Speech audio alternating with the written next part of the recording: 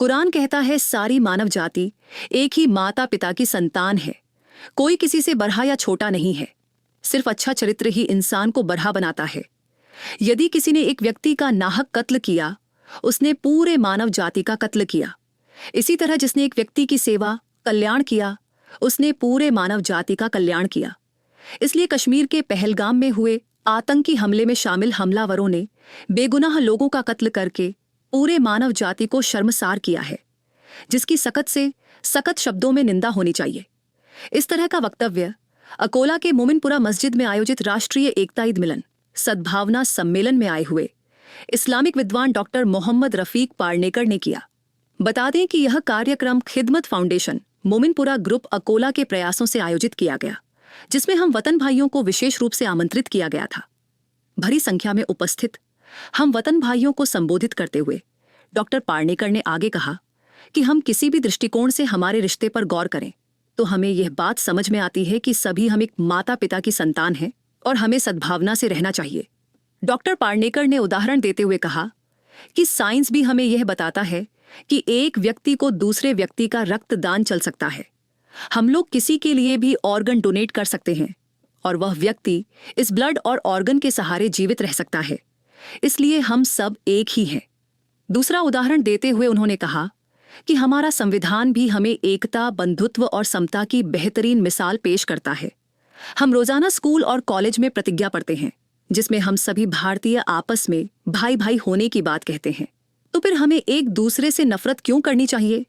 उन्होंने कहा कि हजरत पैगंबर मोहम्मद सल्लल्लाहु अलैहि सल्लाम का साफ संदेश है कि वह व्यक्ति तब तक मुसलमान हो नहीं सकता जब तक कि उसका पड़ोसी भूखा रहे और वह पेट भर के खाए। इस दौरान सभी हम वतन भाइयों को मस्जिद मोमिनपुरा का परिचय कराया गया। वजू किस तरह किया जाता है, नमाज किस तरह अदा की जाती है, जुम्मे की नमाज कैसी होती है, यह सब समझाया गया। इसके अलावा रमजान और ईद उल फितर की अहमियत क्या है, इस पर भी मान्यवर द्वारा विशेष रोशनी डाली गई। आए हुए सभी मान्यवरों के लिए जैन भोजनालय का विशेष खाना परोसा गया, जबकि शिर खुरमे का आनंद भी मेहमानों ने उठाया। कार्यक्रम में आए हुए सभी नागरिकों का रुमाल देकर सत्कार किया गया।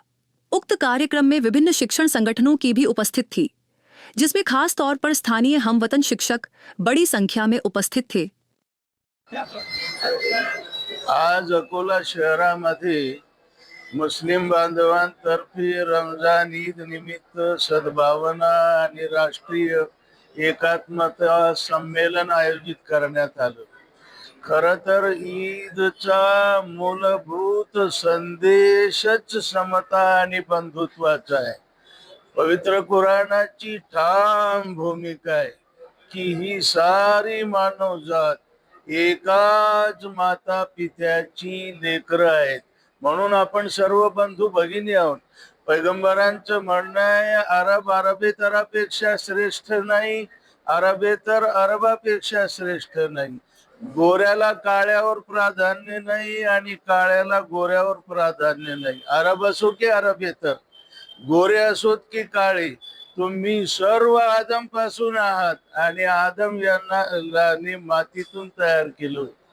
हो, तुमच्यापैकी श्रेष्ठ जर कोणी असेल तर तो आहे जो चारित्र्याने अर्थात तकव्याने म्हणजेच शीलाने श्रेष्ठ असावा, ज्याचे आचार विचार, ज्याचं वागणं, ज्याची देवाणघेवाण आदर्श असेल तो अल्लाहला सर्वाधिक प्रिय आहे। कुराणाचा आणि पैगंबरांचा हा बंधुत्वाचा संदेश, समस्त संतांनी सुद्धा बंधुत्वाचा संदेश दिला। तुकोबांचं म्हणणं आहे ओघी एकाचीच वीण तेथे कैचे भिन्ना भिन्न। एका अभंगात तुकोबा म्हणतात भेदाभेद भ्रम अमंगल। आणखी आपण पुढे आलो तर आपल्या संविधानाची मूलभूत तत्व स्वातंत्र्य आहे, मग समता आणि बंधुता आहे आणि मग न्याय आहे। म्हणजे आपण समतेची बंधुत्वाची शपथ घेतलेली आहे। पुढे आलो तर रोज शाळा कॉलेजेस मध्ये आपण प्रतिज्ञा केली। प्रतिज्ञा म्हणजे शपथ आहे, होत आहे, कसम आहे। आणि काय प्रतिज्ञा केली? भारत माझा देश आहे आणि सारे भारतीय सारे हिंदू नाहीत बरं का, सारे भारतीय माझे बांधव आहेत. मी प्राध्यापक नरेंद्र लखाडे, विदर्भ अध्यक्ष, महाराष्ट्र राज्य शिक्षक सेना, आज आमच्या मित्रमंडळीच्या वतीनं मोमीनपुरा मस्जिदमध्ये ईद मिलनाचा कार्यक्रम इथं आयोजित केला. त्यामध्ये सर्व शिक्षण क्षेत्रातील लोक होते. देशामध्ये अस्थिरतेचं वातावरण असताना अशा प्रकारचा राष्ट्रीय एकात्मतेचा कार्यक्रम होणे म्हणजे हा संदेश काश्मीर पासून तर कन्याकुमारीपर्यंत म्हणजे ऐतिहासिक क्षण आहे असं मला वाटते. आणि असेच कार्यक्रम जर संपूर्ण देशामध्ये झाले तर हिंदू मुस्लिम एकता आणखीन वाढेल असं मला वाटते. तर मोहम्मद पैगंबरांनी जो एक संदेश दिला त्या माध्यमातून नैतिकता आणि बुद्धिमत्ता याचं जे मिलन आहे ते कुराणच्या माध्यमातून आपल्याला वाचायला मिळते आणि त्याचा आपल्याला शिक्षण सुद्धा मिळते. तर पवित्र असा हा महिना जो असते रमजानचा, अत्यंत प्रचंड अशा मेहनतीनंतर ईद मिलनाचा कार्यक्रम हा आपल्या अकोल्यामध्ये असाच कायमस्वरूपी दरवर्षी साजरा व्हावा ही अपेक्षा करतो. आणि जिल्ह्यातीलच नाही तर राज्यातील आणि देशातील हिंदू मुस्लिमांनी एकता राखून जे समाजामध्ये सलोख्याचं वातावरण आहे ते आणखीन गडद व्हावं ही भूमिका आणि अशी इच्छा व्यक्त करतो. आणि पुन्हा आजचे जे आयोजक आहेत त्यांना सर्वांना मी शुभेच्छा देतो की असेच ऐतिहासिक कार्यक्रम या अकोल्यासारख्या भूमीमध्ये संपन्न व्हावेत. आणि पुन्हा त्यांना एकदा शुभेच्छा. जय हिंद, जय महाराष्ट्र.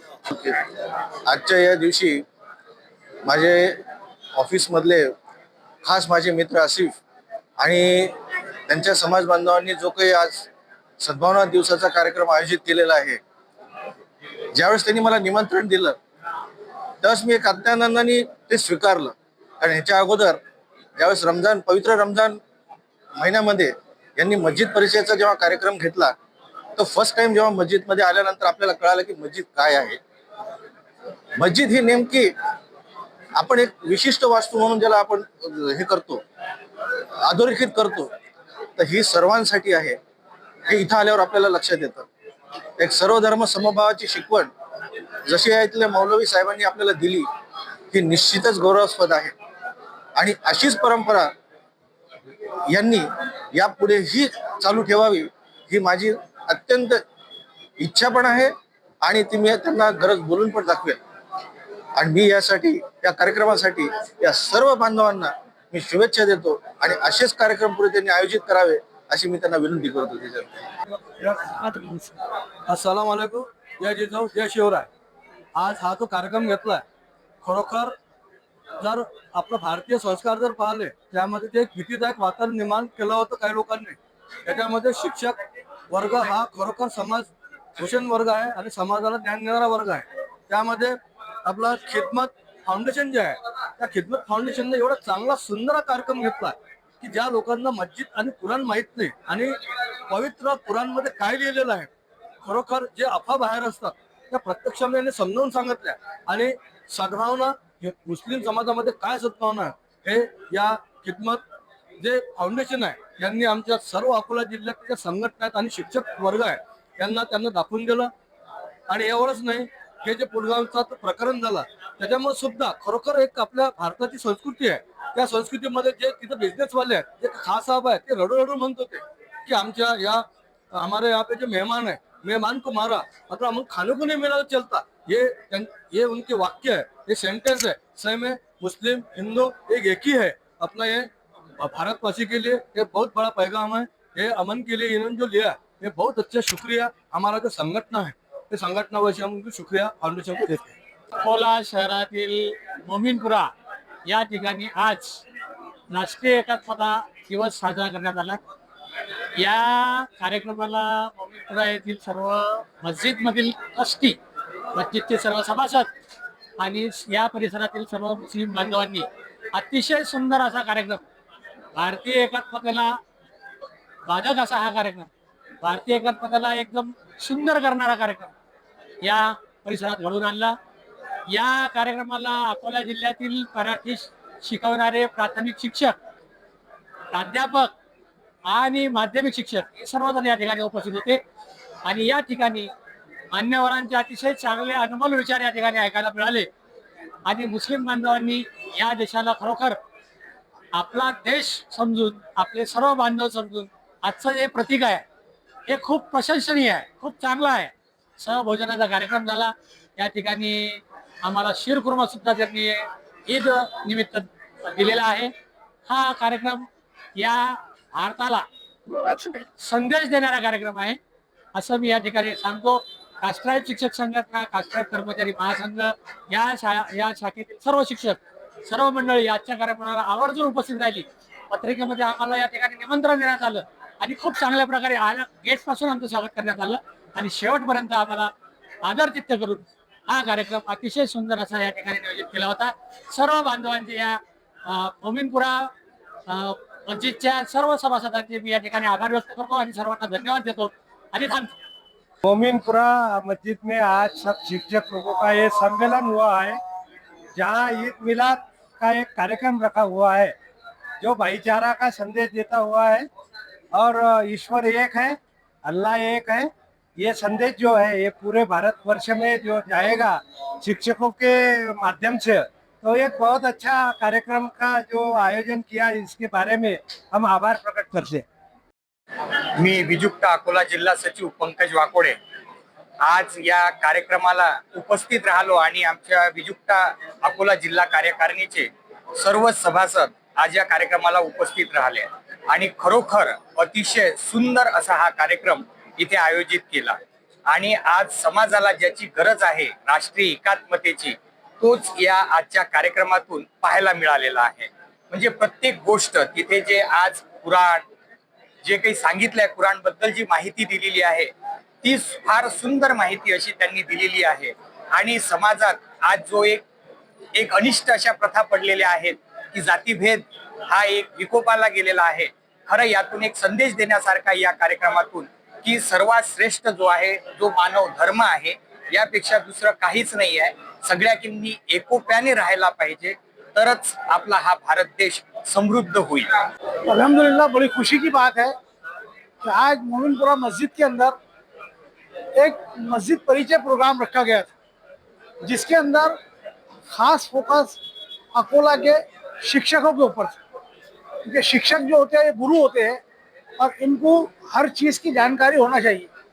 तो इस्लाम के ताल्लुक से जो जो गलत फहमियाँ हैं, मस्जिद के बारे में लोगों को कुछ मालूम नहीं है, अजान क्या है, तो आज ये राष्ट्रीय एकात्मा का एक प्रोग्राम रखा गया, ईद मिलाद प्रोग्राम, जिसके तहत आज यहाँ पे सारे शिक्षकों को बुला के बताया गया कि मस्जिद क्या रहती है और मस्जिद में कैसे इबादत की जाती है, अजान का मतलब क्या है।